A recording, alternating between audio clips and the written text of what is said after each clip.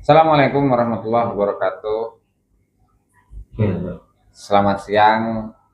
Alhamdulillah pada siang hari ini saya bersama Gus Haikal dan rombongan berada di kediaman di pesantren Bumi Sholawat Kanjeng Sunan Ampel, Siti Hinggil, Cilacap. Dan tentu kita tidak asing lagi dengan beliau, Kiai Haji Raden Muhammad Salim. Dan alhamdulillah di hadapan kita ini, di pinggir kita ada banyak manuskrip ya, yang nanti kita akan banyak bertanya kepada Kiai Salim tentang manuskrip ini. Dan yang pertama tentunya ini ya. Oh ya, saya sapa dulu ya. Gimana kabar ya? Alhamdulillah sehat. Jadi sebelum kita masuk ini, saya penasaran ini. Jadi manuskrip ini kan baru sebagian kecil kan? Bagian kecil ya. Masih banyak itu di atas itu. Ini manuskrip dari abad 13, 14 sampai 20 awal lah kurang lebih ya. Dan bahasanya kan macam-macam, ada yang bahasa Kawi kuno, Matian, Aksara Mutereko dan seterusnya lah. Saya nggak ngerti itu. Jadi manuskrip sebanyak itu Kiai dapatkan gimana itu? Maksudnya didapat dari mana? Apakah diambil dari Belanda? Ataukah justru diambil dari Tarim ya?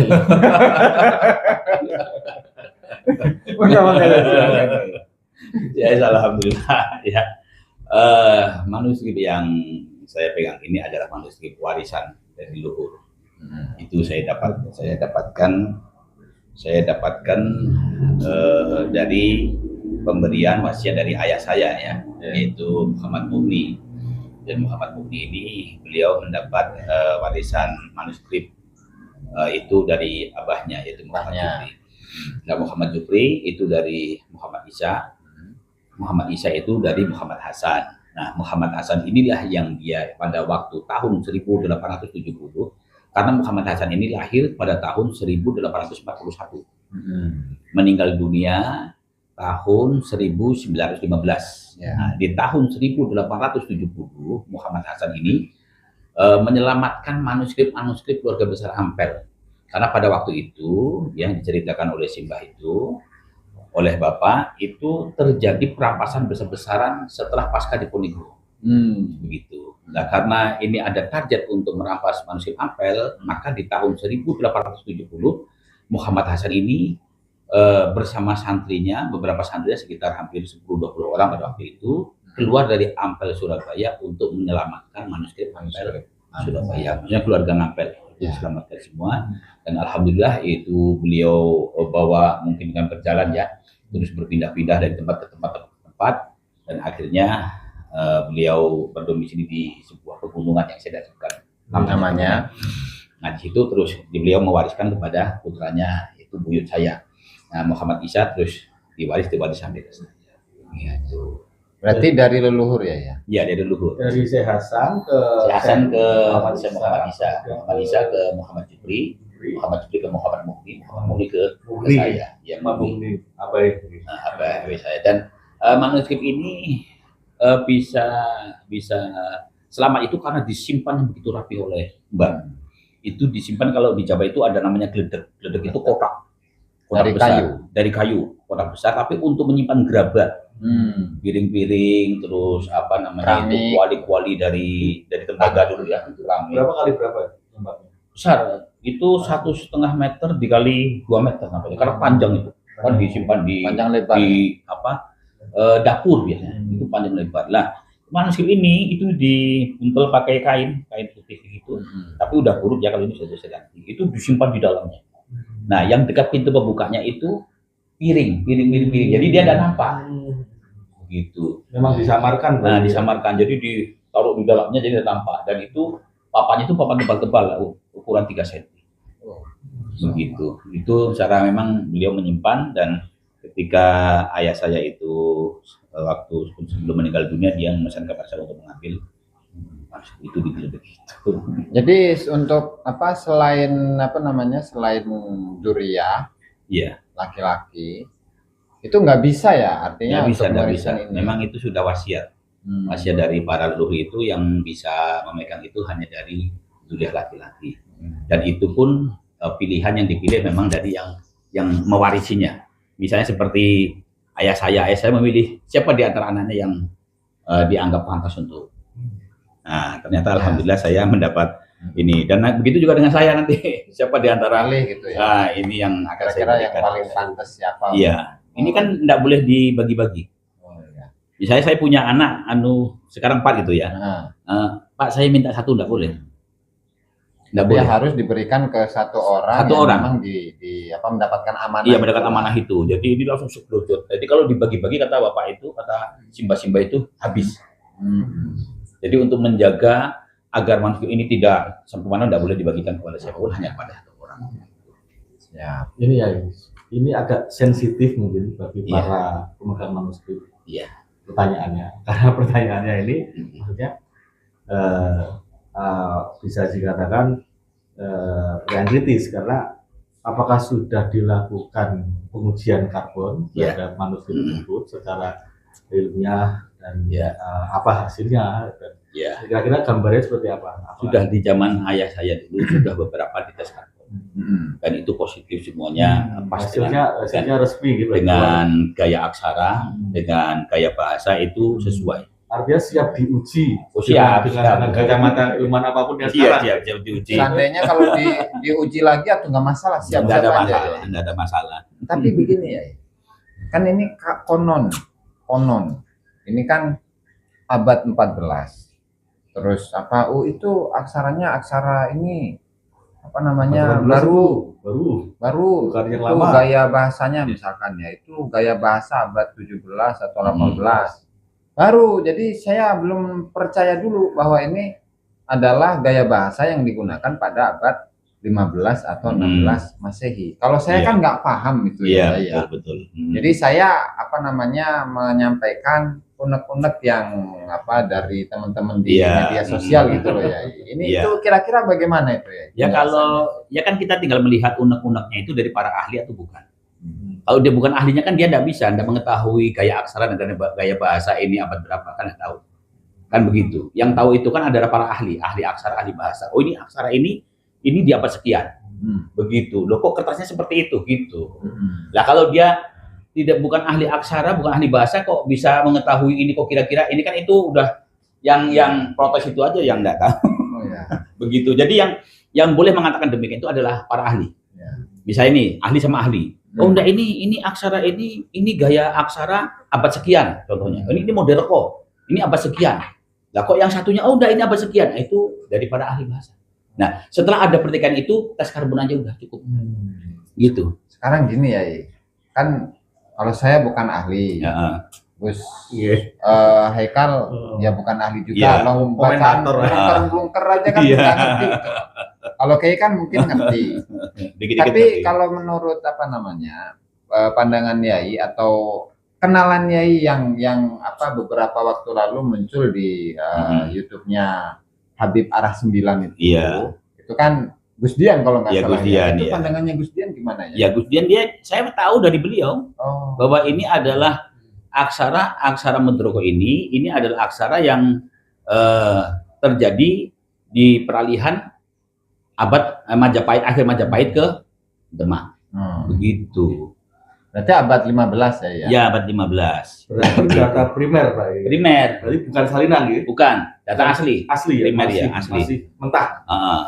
Kan saya kita diskusi semalam itu kan ya, Iya. bahwa di Aceh itu kan ada nisan, terus tulisannya ada yang belungker-belungker itu. Iya.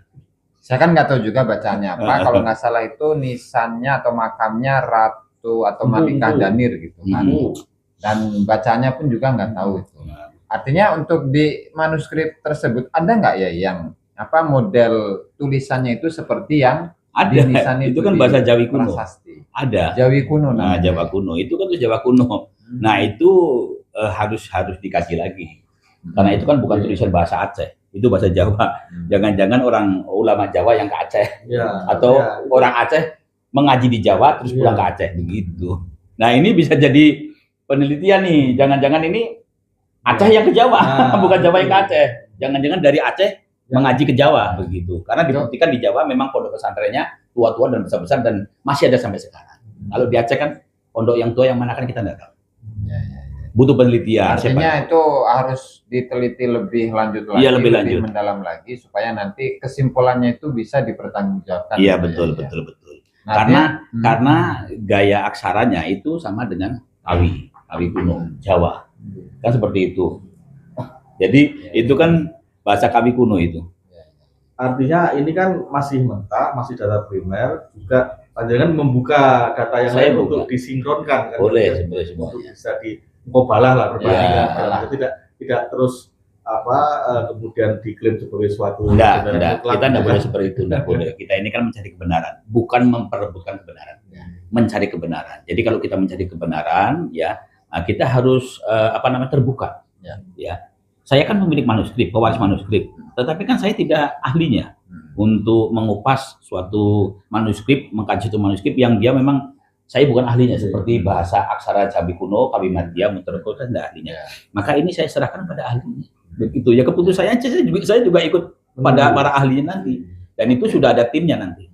Berarti sudah disusun tim untuk melakukan penelitian atas naskah ini ya? Nah, itu dari tim akademis. Dari para profesor, doktor, ahli aksara, ahli bahasa itu sudah disusun oleh Gus Dian. Ini kan tadi beberapa kali nyebut Gus Dian. Emang Gus Dian itu bisa baca gitu ya? Masalah itu udah tidak diragukan. Gitu ya? Di Jawa Timur udah diragukan. Masih saudara. Saudara itu. Beliau itu bisa membaca aksara Jawa tadi itu. Itu belajar dari mana ya? Memang dari keluarga besarnya udah memang menguasai semua, bukan hanya beliau. Itu kakak beliau juga menguasai. Begitu. Memang sudah seperti suatu kewajiban dari masa lampau itu untuk mempelajari bahasa-bahasa aksara-aksara Jawa kuno. Artinya belajar dari keluarganya sendiri ya? Dari keluarganya sendiri memang. Itu pamannya pintar, bapaknya pintar, abangnya, adiknya itu pintar semua. Yang sudah memang dari memang seperti suatu kewajiban. Kemudian nggak belajar di kampus gitu ya? Ya mungkin ada juga, saya tidak begitu dalam itu ya. Memang keluarga besarnya ahli semua, keluarga besarnya. Ya. Terus apa lagi tadi yang saya nanya? Kira-kira dari isi ini ke isi ini ya. Iya. Kira-kira ajaran tadi dari fikih, dari mungkin ada Al-Quran segala macam ini kok paling awal tahun berapa, paling akhir tahun berapa ya? Ya, kalau yang paling akhir itu tadi yang punya Muhammad Hasan, Cangga 1900. Itu Cangga saya lahir 1841, itu paling meninggal 1915. Itu tulisan Al-Quran. Al-Quran tapi ya kalau kitabnya banyak. Kitabnya banyak. Ada macam-macam. Ada banyak di atas banyak. Dia berarti produktif nulis ya? Iya, memang keluarga besar itu produktif semuanya. Terus paling tua? Paling tua punya Bapel. Peninggalannya apa ya? Yang di sudah Ampel? Ya Al-Quran, paling monumental. Ada karya fikihnya atau karya yang lain? Ada, tapi tidak begitu. Ada. Cuman tidak besar-besar. Ya karena itu kan awal masuk Islam, penyebaran Islam yang pertama, boomingnya Islam lah gitu. Jawa Kawi? Apanya? Itu gaya penulisannya Pegon. Kalau yang masalah agama Pegon, kalau sejarah Jawa. Kembali ke bahan. Iya. Kan kita ini ya tahu dari Habib Al-Wali Al-Qutub AI. Perkembangan penggunaan kertas. Iya. Itu kan di Nusantara ini atau media tulis ya. Kan ada lontar. Iya. Kemudian ada kertas, dan kertas itu macam-macam kan, ada yang daluang, kemudian kertas Eropa yang ada itunya itu semalam watermarknya, kemudian ada yang garis-garis. Itu yang katanya manuskrip abad 15 ada garis-garisnya kali itu Yai. Enggak ada, kalau abad 15 itu belum kertas ya. Belum kertas. Itu masih deluang semua. Belum produksi. Belum. Eropa belum ada produksi. Belum masuk. Iya, itu 1750-an lah masuk. Itu deluang itu apa sih, Yai? Mohon dijelaskan. Itu serat kulit kayu mulberry.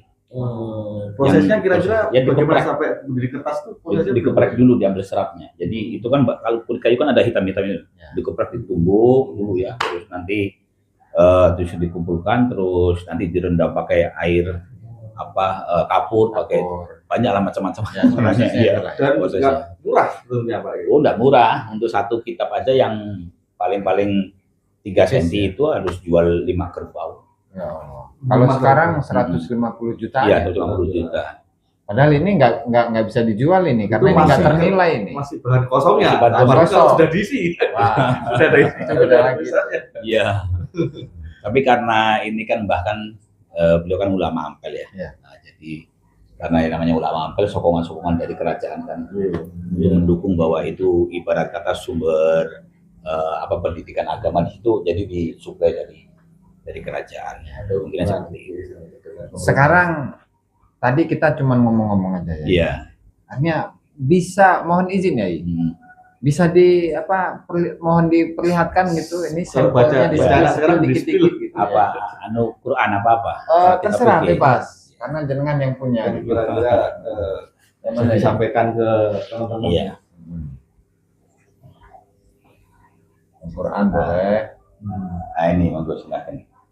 Ini ya Quran. Ya. Ini punya cucu Sunan Derajat. Itu Sunan Derajat berarti cicitnya Mbak. Iya. Muhammad Berarti Nur. Hampir. Bukan. Muhammad Nur ya? Bu Anu itu Muhammad. Oh, Muhammad ya ini. Muhammad bin Muhammad Arif bin Sunan Derajat.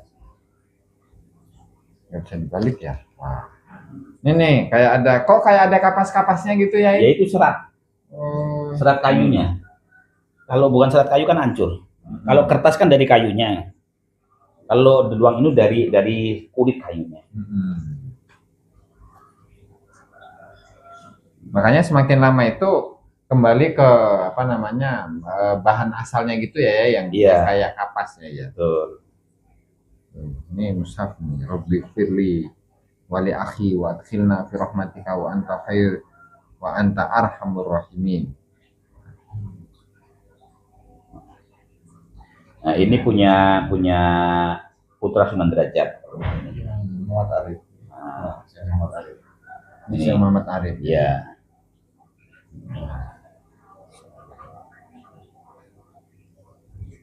Tapi ini saya nggak nangis ya.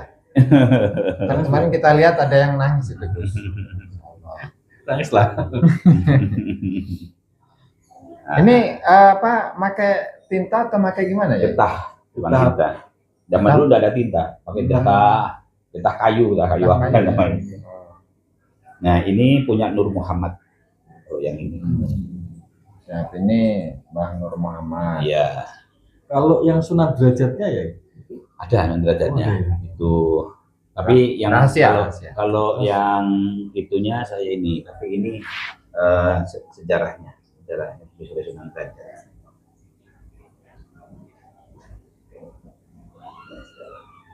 Oh, ini yang tulisan Yang tadi. blungker-blungker itu.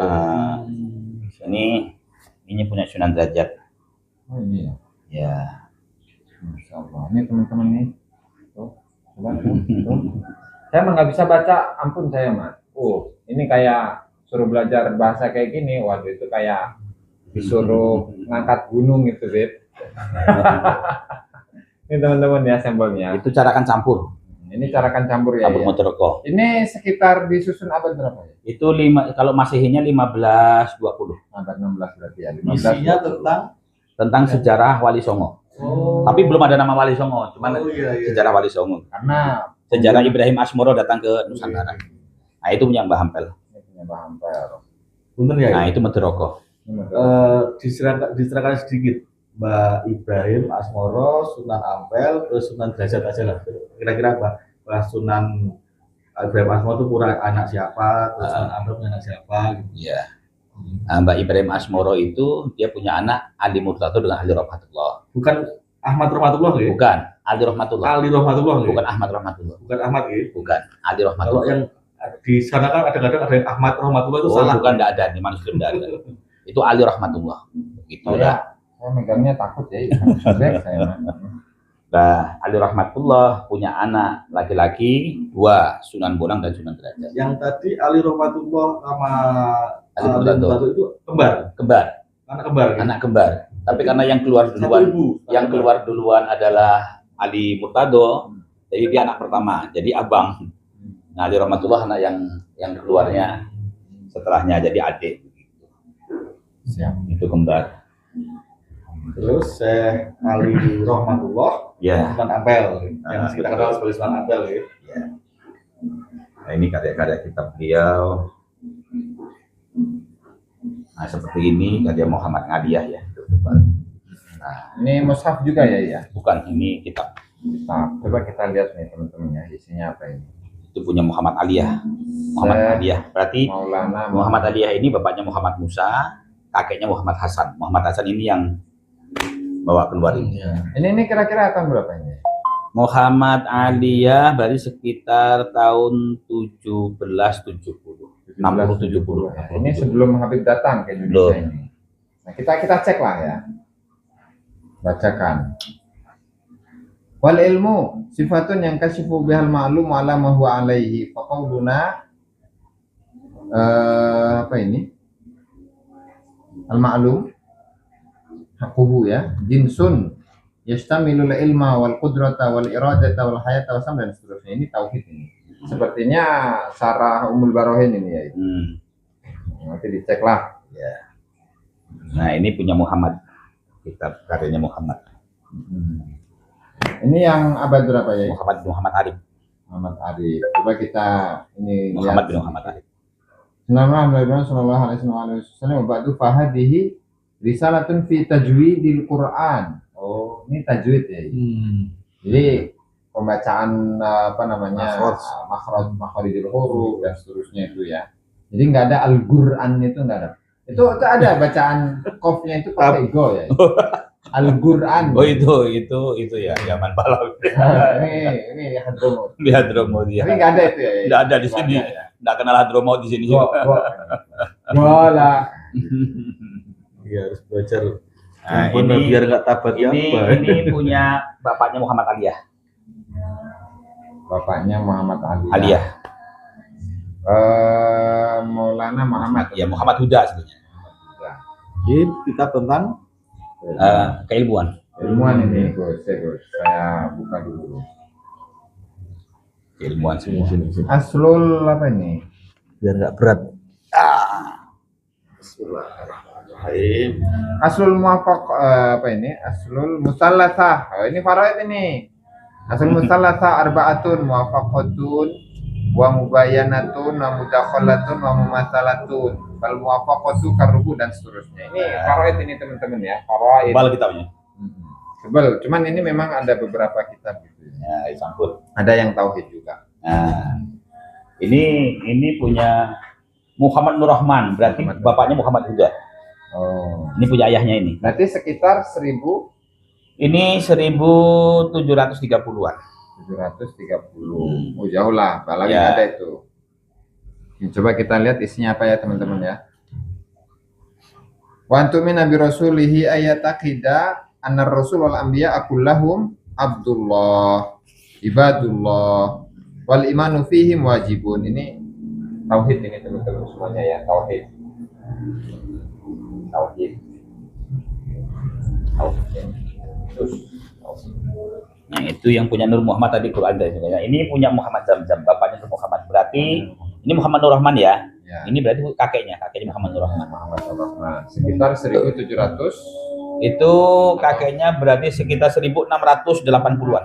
Oh, ini abad 17 teman-teman ini. Ya. Ini coba kita lihat isinya apa. Amma ba'du fahadihi ta'liqun al-muqaddimah al-ma'rufah al-ma'rifah bisyai' mas'alatun al-mansubah li Syekh Abu Abbas Ahmad Az-Zahid. Ini tentang Apa itu? Bayanun fikih. Oke. Di sini ada definisi fardu wajib dan seterusnya. Ini punya Muhammad Ilyas, bapaknya Muhammad Zamzam. Bapaknya Muhammad Zamzam ya. Berarti ini 1600. Ini 1630-an. Oke. Ini isinya tentang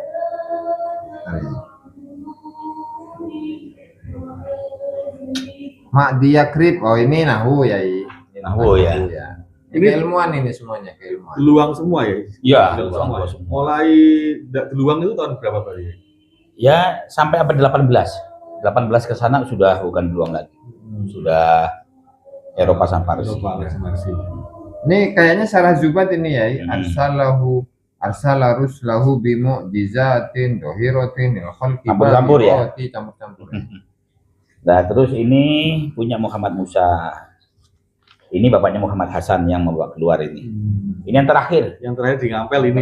Terakhir kertas deluang. Oh, terakhir kelas Luang. Berarti 1800. 1790-an. Oh, 1790 ya. 80-90. Berarti ini semua dulunya di Ngampel. Iya, di Ngampel semua. Semua ini. Yang maksudnya produk yang di bawah ini kan berarti Bang Hasan sudah produksinya. Iya, produksinya udah. karya di luar Ampel. Udah di luar Ampel. Yang itu ya, bahasan yang keluar Ampel. Kalau ini masih, Ini ya. ya ini punya Muhammad Zamzam, Tauhid. Oh, tauhid. Iya.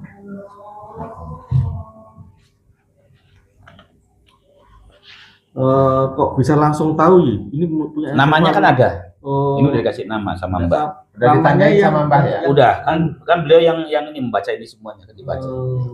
Jadi Bahasan pesan Bapak itu pengen ngerti bisa kan ditulis nambah. Mbah yang mengoreksi. Ini apa Ini yang punya Sunan Gunung Jati. Yang punya Sunan Gunung Jati. Regon ya? Iya, Regon. Sunan Gunung Jati. ini Keramat. ini Sunan Gunung Jati yang diberikan kepada Sunan Derajat. Sunan Derajat. Maksudnya kayak ilmu Sunan Gunung Jati yang ditulis Sunan Derajat.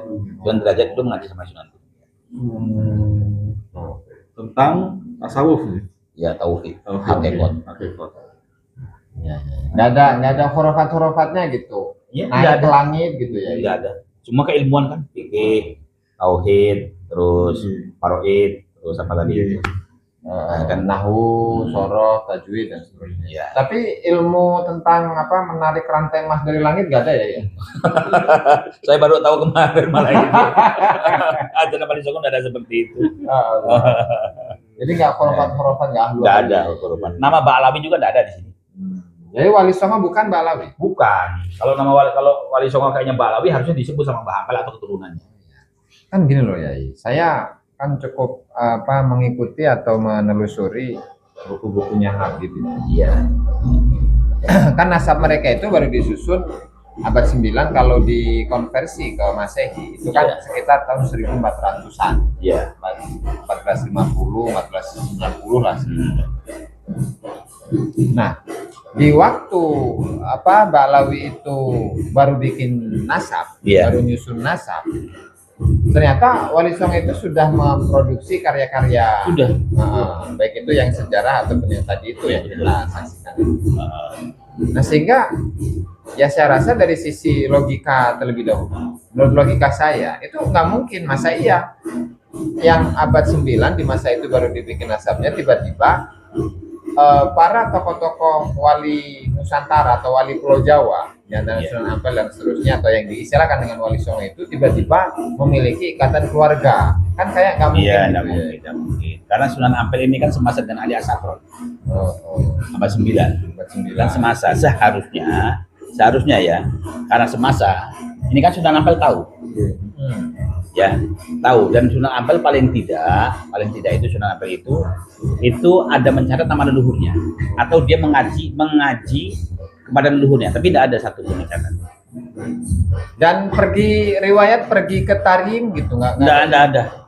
Sunan Ampel tidak pernah ngambah Tarim, tidak pernah ke Yaman. Sunan Ampel itu, Sunan Ampel itu hanya mengaji di Madinah. Mas ada yang tanyakan? Kalau kira-kira apakah manuskrip ini di warga yang lain juga banyak memiliki atau bagaimana? Ya mungkin ada, tapi tidak banyak lah, 1-2. Ya, karena ini kan milik keluarga besar Ampel dari turun temurun. Tokoh ulama gitu. Tokoh ulama ya, tokoh ulama semua. Meskipun tidak menafikan yang lain, tapi ini yang kita banyak tidak menafikan kepada yang lain. Nah, terus ini pertanyaan yang agak ini ya. kenapa kok baru tahu sekarang gitu Mas? Kok ke publik sekarang? Kira-kira apa menurutnya kok dulu kok nggak keluar gitu kira-kira? Ya memang sama Bapak itu dari para sipah itu tidak boleh dipamer-pamerkan, nggak boleh, karena ini kan sangat sakral ya, gitu. Karena ini kan barang yang peninggalan dari zaman Wali Songo sampai Simbah, jadi memang sengaja tidak dikeluarkan, hanya disimpan dan dipelajari oleh yang mewarisi. Gitu. Jadi takutnya kalau dikeluarkan ada hal-hal tertentu yang mungkin nanti berkaitan dengan orang, atau karena ini kan nggak bisa dibeli dengan uang ya. Gitu. Materi. Oh ini nggak bisa dinilai dengan materi ya? Nggak bisa.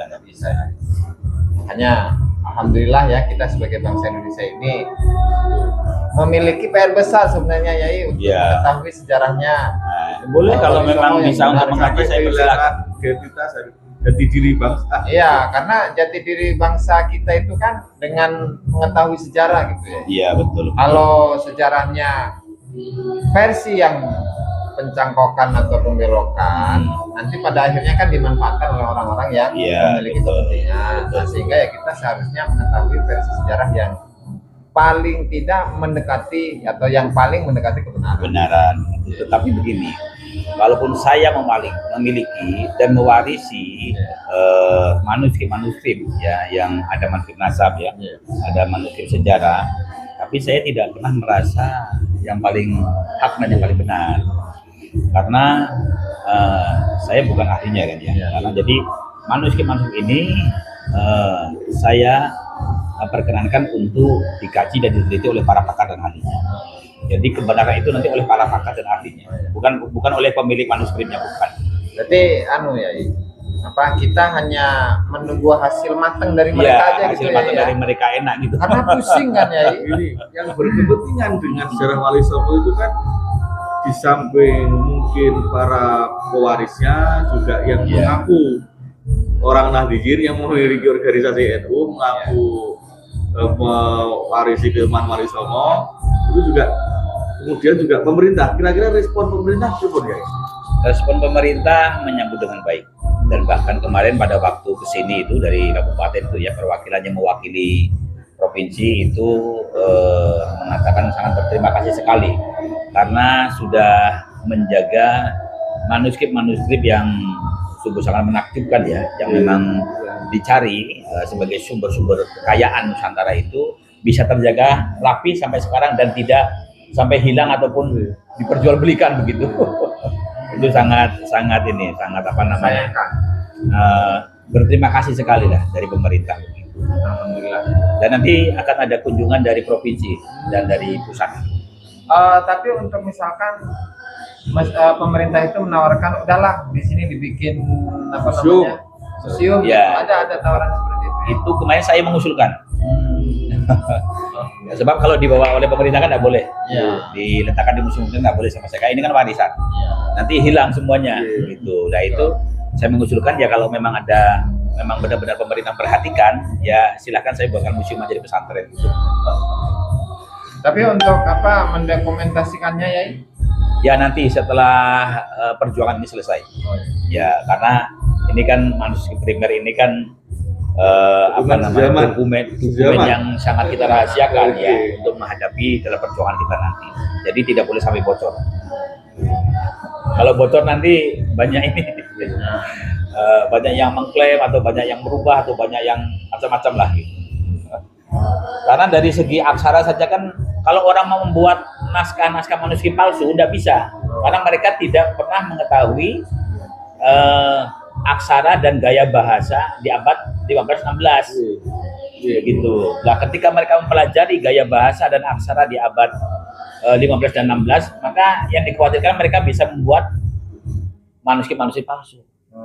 Jadi ketahuan nih, kalau ada orang mau buat manuskrip ini manuskrip abad 15, nah dari gaya aksara dan bahasanya sudah ketahuan. Makanya ini tidak boleh digitalisasi kan dikeluarkan nggak boleh. Itu ada tim nanti.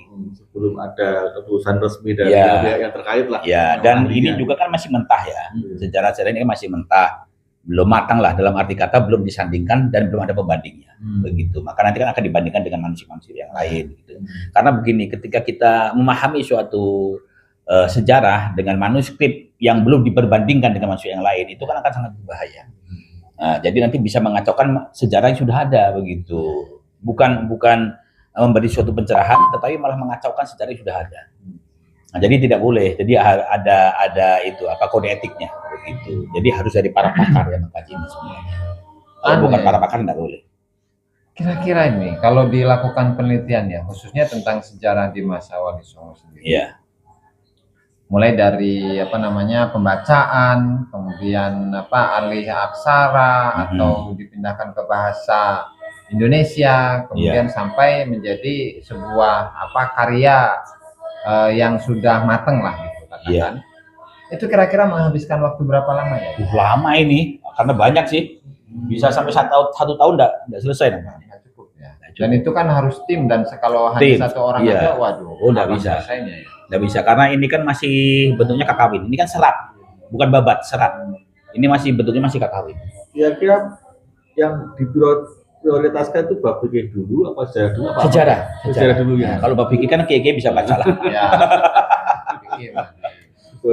Kalau fikih kan relatif gitu. Tapi kalau sejarah ini kan berkaitan dengan bangsa, dengan Nusantara, dengan negara gitu. Terus kira-kira di isi sejarah itu Sunan Ampel itu dipastikan bukan dari Tarif. Bukan dari itu udah 1.000.000%. 1.000.000%. Iya. Bukan Balawi. Bukan Dan Balawi. tidak ada amalan yang seperti Balawi. Tidak ada amalan Balawi Ronono. Dan tidak ada wali-wali Balawi yang disebut juga. Tidak ada satupun. Tidak ada Saya pastikan juga. Tidak ada satupun dari abad 15, 16, 17, 18 ya. Yang kertas duluang semua ini. Yang duluang semua tidak ada satupun nama Balawi. Pakai Mukodam. Tidak ada. Jangan kan pakai Mukodam, bukan pakai Mukodam, sekarang juga tidak ada rupanya. Tidak kenal siapa itu Balawi, itu tidak kenal. Yang biasa disebut siapa ya untuk tawasul? Syaikhul Qadir Jalani. Ya, ada manuskripnya. Ada manuskripnya Syaikhul Qadir Jalani yang bertawasul pada beliau ada. Ya. Ada mungkin nama wali yang lain selain Abdul Qadir Jalani ya? Ya, para ulama-ulama ini. Ulama apa namanya? Guru beliau? Ada guru beliau. Ini contohnya ya. Siap ya. Buku saku ya. Iya, buku saku ini sangat puas sekali.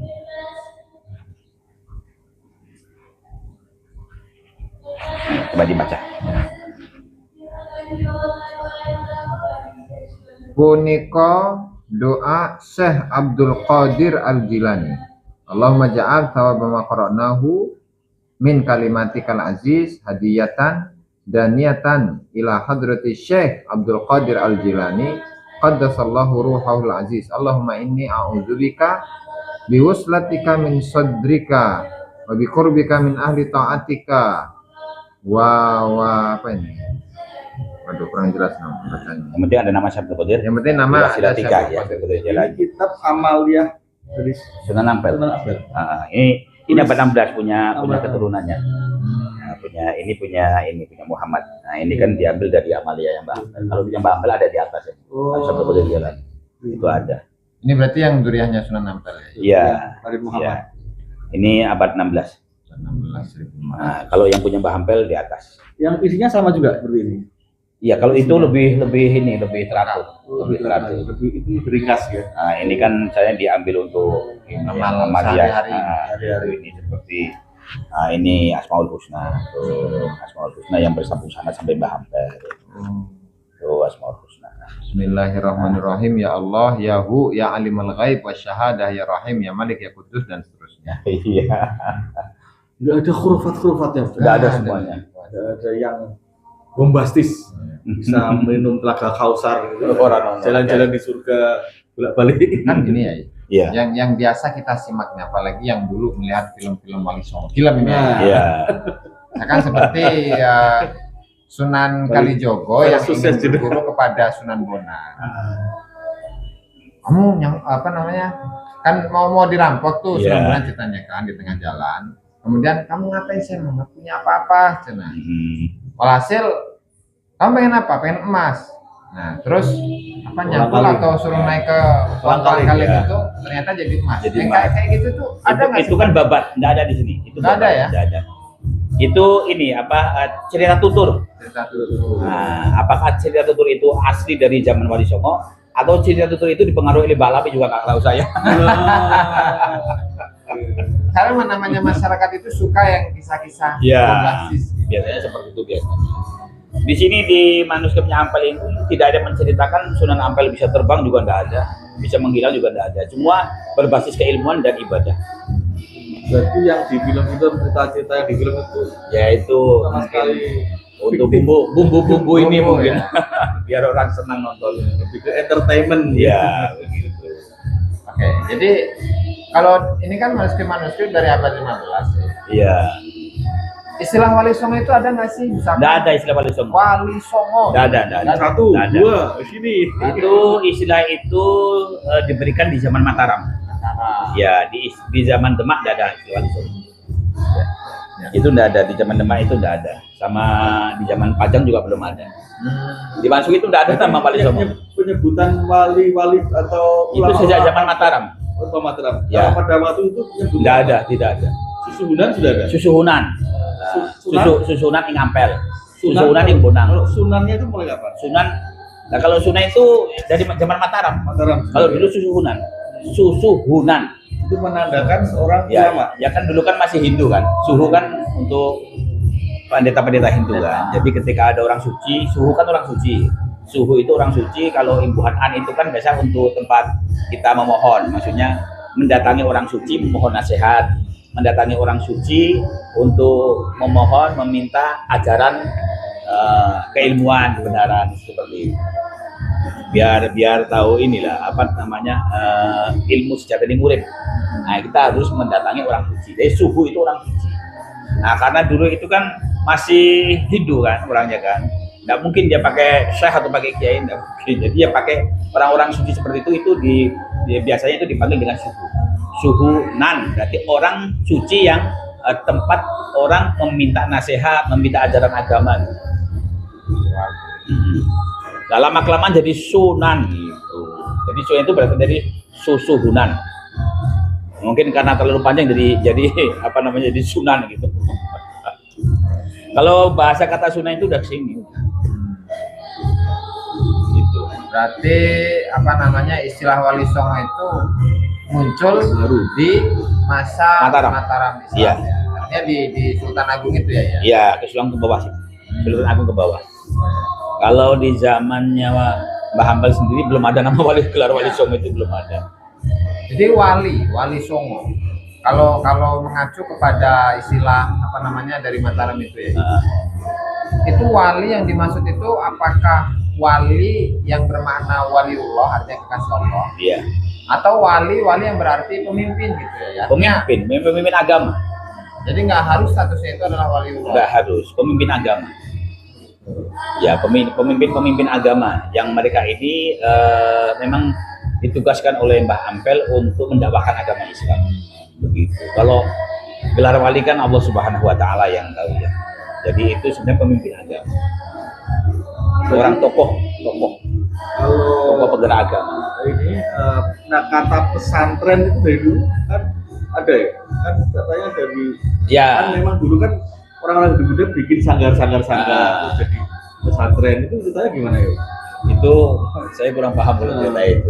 Tapi ada itu bahasa santri itu dari bahasa dari zaman itu. Wali Songo itu. Ya, karena itu kan bahasa Jawa yang biasa yang dipakai. kiai santri itu mulai kapan ada kiai ada santri gitu ya? Oh, itu Mataraman udah. Mataram juga. Udah Mataram Sultan Agung itu. Jadi pesantren itu kan dari santri kan? Iya. Jadi dari sekira itu juga ya. Iya, pesantren itu kan tempat pelenggahan para santri mencari ilmu. Pesantren itu. Jadi pondok lah. Pesantren itu pondok atau tempat di mana para pencari ilmu itu ingin menimba ilmu itu menginap di situ. Begitu. Terus Sunan Ampel itu mazhabnya Syafi'i gitu. Ya kita lihat dari Kitab ketinggalannya apa kira-kira? Syafi'i. Begitu. Dan yang lainnya ada Hanafi atau apa beberapa ada ya. Ya kita tinggal melihat tinggalannya kan masalahnya kan. Kalau ada yang mengatakan mazhabnya bukan Syafi'i ya tinggal tunjukkan buktinya, bukti kitab tinggalan di abad itu mazhabnya apa kira-kira. Karena kita melihat dari hasil karya yang tidak dibantah. Begitu. Oke, ada semacam pesan khusus gitu ya dari Wali Songo atau dari Sunan Ampel atau Sunan Derajat atau putranya Sunan Derajat, Maulana Muhammad ya, Maulana Muhammad Arif. Maulana Muhammad Arif ataupun yang lain untuk umat Islam secara umum bangsa Indonesia. Yang paling pokok dari Mbah Ampel itu diceritakan itu ketika dia mengumpulkan anak cucunya, dia mengatakan demikian, anak putu canggah waring kabeh, anak putu buyut canggah waring kabeh, sinahwane siramu kabeh menangi ono ing dalam titi mangsane zaman, ya sewengi ono lindu kaping pitu. Nek kowe kabeh kepengin slamet, tak elingne cekelan waton sing kenceng, cekelan waton sing kuat. Cekelan artinya ini dia mengingatkan kepada anak cucunya bahwa ketika nanti kamu ini itu menangnya bahasa Indonesia ini, mengalami atau masuk ke zaman itu, di suatu zaman sewengi itu menunjukkan zaman. Di zaman itu banyak sekali aliran yang masuk. Sewengi ono lindu kaping pitu. Pitu itu jumlah, maksudnya aliran itu banyak masuk, lindu itu goncangan. Kalau di suatu saat kamu itu mengalami ya di suatu masa zaman itu banyak aliran-aliran agama yang masuk dan menggoncang keyakinanmu, menggoncang otakmu sehingga kamu bingung mana yang benar, mana yang salah. Gitu. Nah, kalau kamu ingin selamat di tanah Jawa, ceklono waton. Waton itu bukan batu. Ya, waton itu wali tanah Jawa. Ceklono piwulange wali tanah Jawa. Ajarannya. Piwulang kan ajaran. Ceklono piwulange ajarane wali tanah Jawa, yaitu Wali Songo. Kalau ingin hidup selamat di tanah Jawa, itu jadi peringatan. Nah, kemungkinan dari Sunan Ampel. Tapi kan tadi penyebutan Wali Songonya di belakang. Wali Jawa. Ya, wali tanah Jawa waton. Wali itu kan kepanjangannya. Waton itu wali tanah Jawa. Nah, itu. Jadi kemungkinan itu kan ya sekarang ini. Jadi kalau orang ingin selamat di Nusantara ini, di Jawa ini, di Nusantara Indonesia ini, nah kita harus berpegang teguh pada ajaran, kembali kepada ajaran leluhur Wali Songo tanah Jawa. Wali tanah Jawa. Ya, wali tanah Jawa. Kan belum ada 9. Loh. Paling wali tanah Jawa. Nah, di antara ajarannya gitu ya. Ya aja ini semuanya. Keilmuannya berpegang teguh dengan keilmuan. Ya. Tidak berpegang kepada khurafat ajaran-ajaran yang tidak jelas gitu. Apa lagi ya tadi ya? Saya pengen nanya lupa tadi. Jangan dulu. Oke. Kalau Sunan Ampel itu karya-karyanya itu lebih ke fikih, lebih ke tasawuf, apa ada semua? Ke fikih. Iya. Iya, beliau adalah ahli fikih, ahli syariat. Iya, beliau itu sangat ahli syariat. Beliau tidak mau meninggalkan itu. Yang menonjol kalau di luar para wali-wali itu nggak percaya malah. Ya, Sunan Ampel itu di dalam manuskripnya tidak pernah menceritakan wali-wali begini-begini enggak sih. Dia itu mengajarkan keilmuan, mengajarkan orang adab, akhlak gitu, seperti itu ajarannya Mbah Ampel. Terus ini beliau lahir di Cempong. Terus meninggal di Ampel. Umur beliau kalau dari catatan keluarga. Saya belum menghitung itu, belum saya hitung. Tapi yang jelas itu sekitar 80 tahun. 80 tahun. Umur beliau. Sekitar 80 tahunan. Tapi belum saya hitung. Oh ya, saya baru ingat tadi pertanyaan. Kan di sini ada bahasa apa yang belum bongkar tadi kan? Ya. Bahasa Madoroko atau Jawi kuno, Kawi kuno dan seterusnya lah. Itu Yai bisa bacanya? Dikit-dikit. Kalau abahnya Yai atau mungkin kakeknya Yai? Bisa ya. Makanya mereka bisa cerita. Jadi setidaknya tahu sekilas dari isi manuskrip itu saat ayah atau kakeknya itu menceritakan kepada Yai ya. Iya, ceritakan sama saya dulu zaman Mbah itu gini, itu di dalam manuskripnya gini. Tapi kan tidak semuanya cuma sekedar. Ya. Paling kalau cerita sekilas. Dan itu juga sudah dibuktikan karena kemarin ternyata setelah dibaca oleh Gus Dian itu kok sama seperti yang diceritakan oleh oleh bapak saya tadi juga. Nah, makanya ketika orang tidak ahli di dalam mengetahui model aksara dan gaya bahasa itu, nah itu tidak bisa menentukan ini abad berapa, tidak bisa.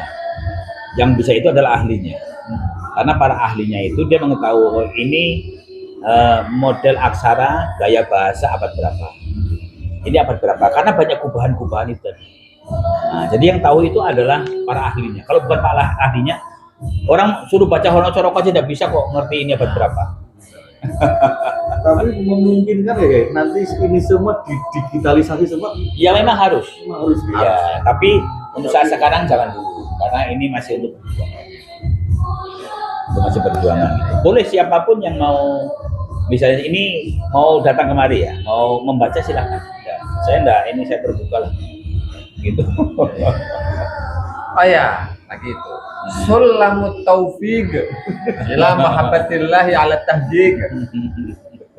Dari manuskrip sekian banyak ini ya. Ya.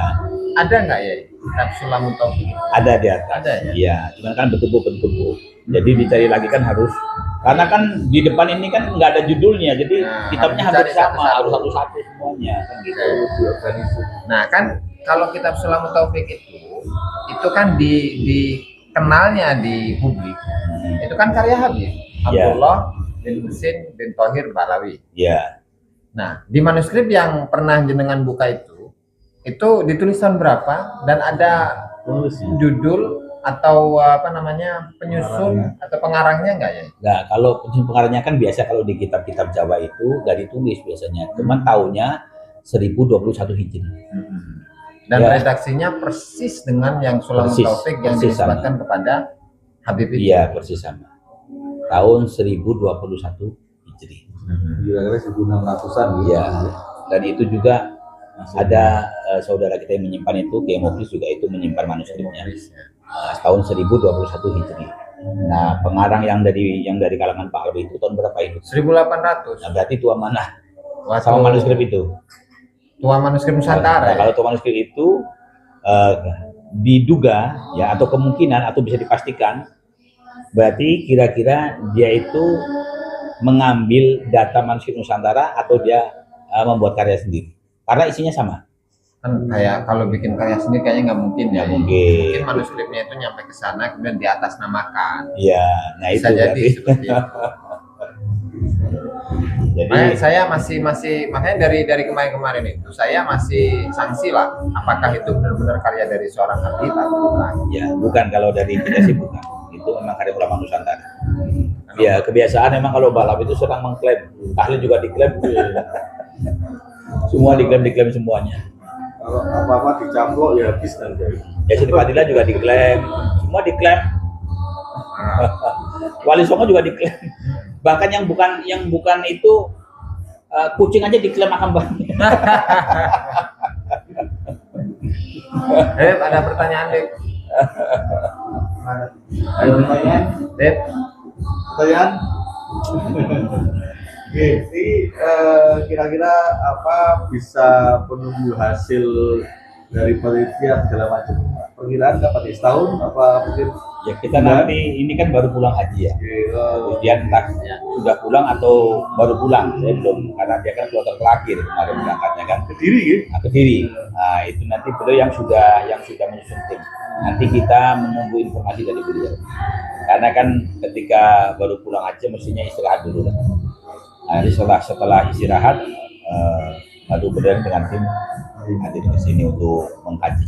Jadi itu pemirsa, ini semua masih mentah, dokumen-dokumen primer sezaman, dan memang ini dipegang oleh ahli waris, artinya memang sudah turun-temurun diwariskan semenjak zamannya Sunan Ampel, Sunan Derajat sampai pada ayah beliau. Ya. Jadi bahkan musalsal ya, generasi itu punya karya tulis ya, gitu. Iya. Ada tulis dan ada ini yang semua Ada peninggalannya semua. semua gitu kan. Iya. Dari karya-karya mulai fikih sampai Quran begitu.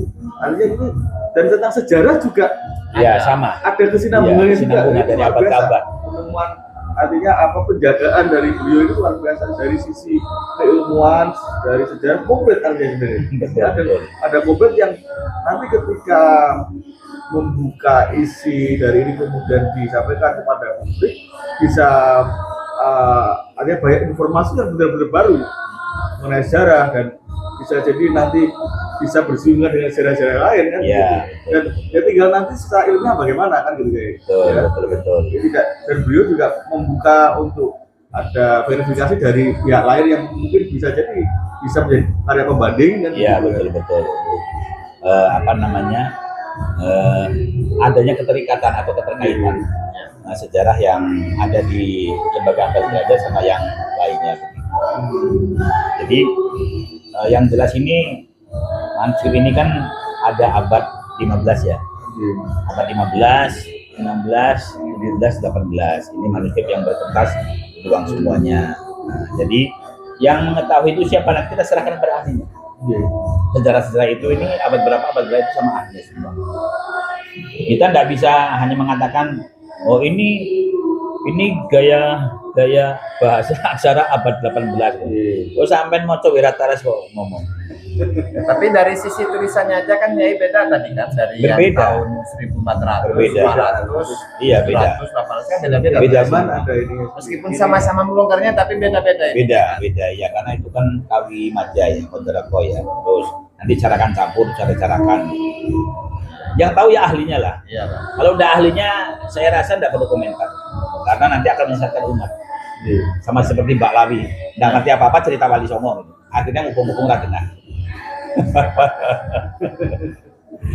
Ya, gampang kata Gus Jan itu kalau mau mengetahui apakah dia itu ahli aksara, ahli bahasa, suruh dia baca dulu, bisa enggak?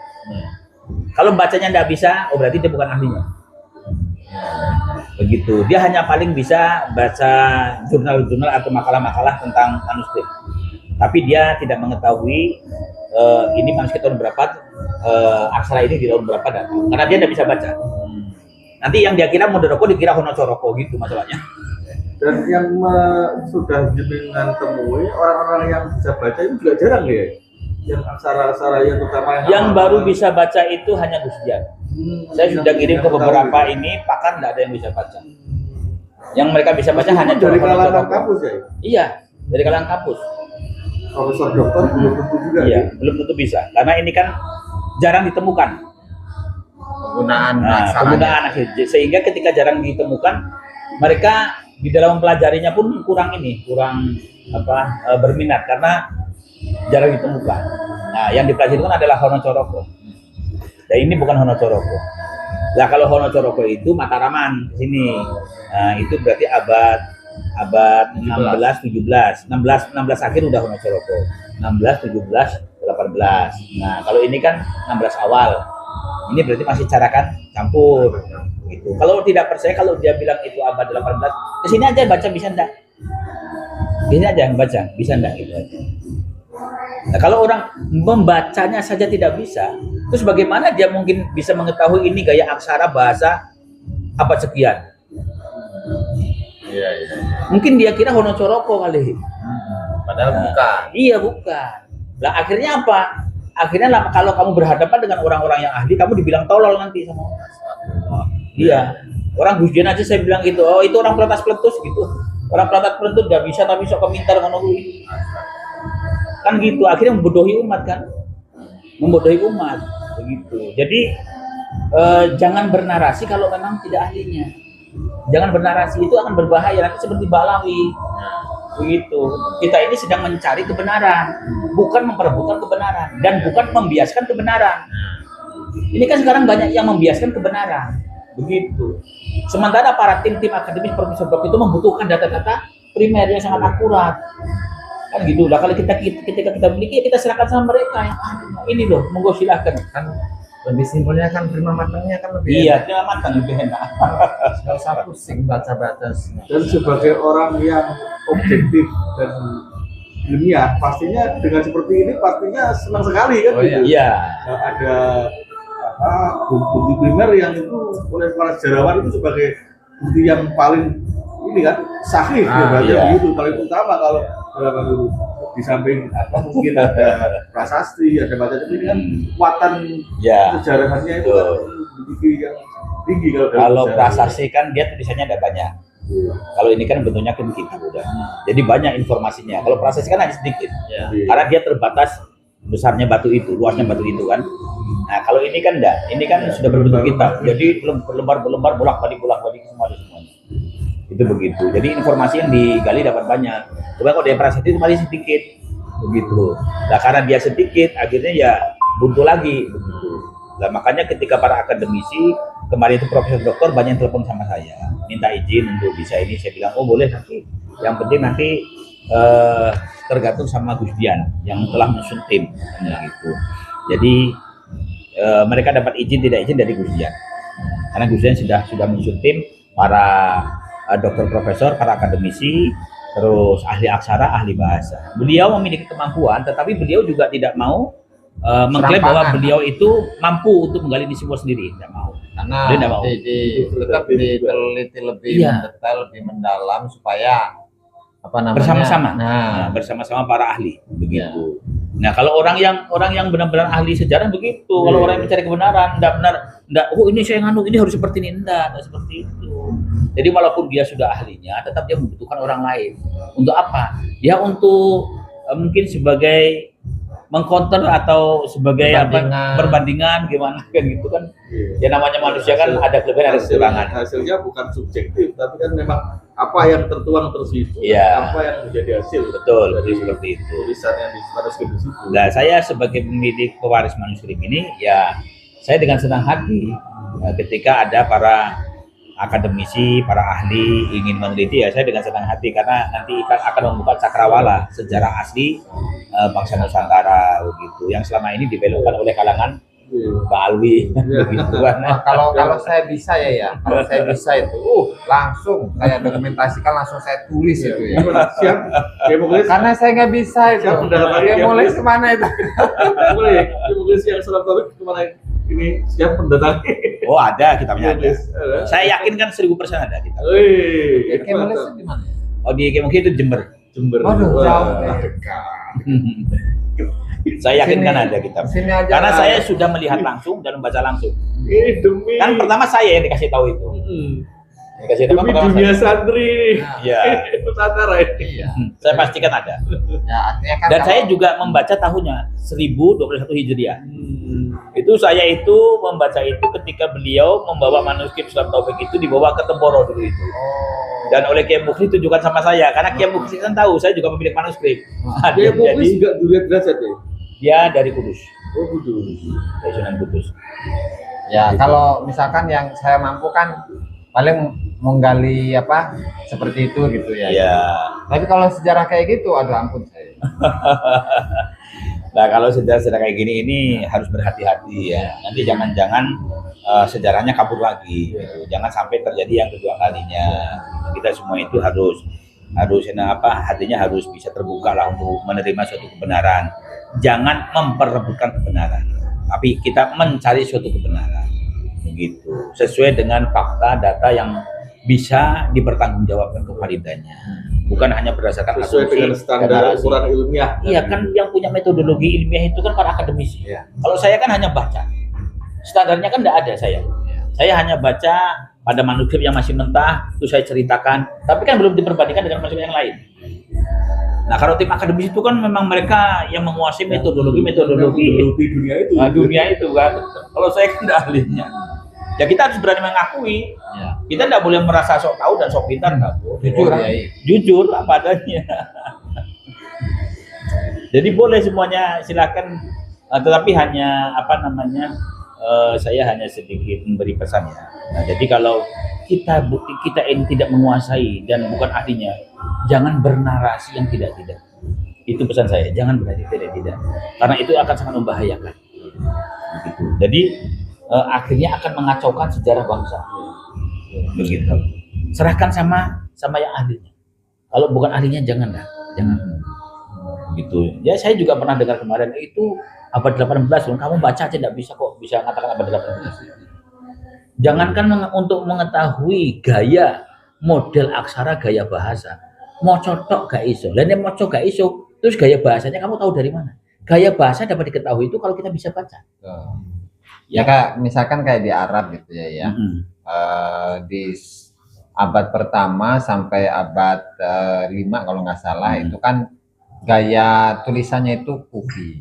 Artinya kufi itu nggak ada harokat, nggak ada titik. Iya betul. Ya, cuman ini doang gitu kan. Nah, cuman baru ada perkembangan titik, harokat dan seterusnya dalam tulisan-tulisan itu abad setelahnya. Nah, dengan model aksara dan gaya bahasa kita bisa mengetahui itu kira-kira abad berapa kan begitu. Iya, tapi kan syaratnya saya harus bisa ini bacanya. Iya harus bisa kan. Nah, kalau nggak bisa baca ini gaya bahasa apa nih? Jangan-jangan bahasa Inggris yang dipegonkan. Gitu. Contohnya begitu loh. Iya. Contohnya. Bahasa Inggris dipegonkan. Masalah. Ya ini untuk teman-teman semuanya supaya jangan membuat narasi hoak gitu. Nah, karena walaupun kan di medsos ini kan kita harus berhati-hati ya. Semua bisa bernarasi. Semua bisa bernarasi kan. Tapi kalau narasi-narasi hoak yang dia tidak tahu terus seolah-olah dia merasa lebih tahu kan sangat berbahaya sekali. Nah kecuali dengan pakai bahasa saya duga begitu. Nah, jadi enak gitu orang. Apalagi kalau kita tanya sertifikasi keahlian dia dalam bidang apa, akademisnya dalam bidang apa kan. Nah, kalau dia bukan ahli sejarah, bukan ahli ini ya lebih meragukan lagi kapasitasnya kan.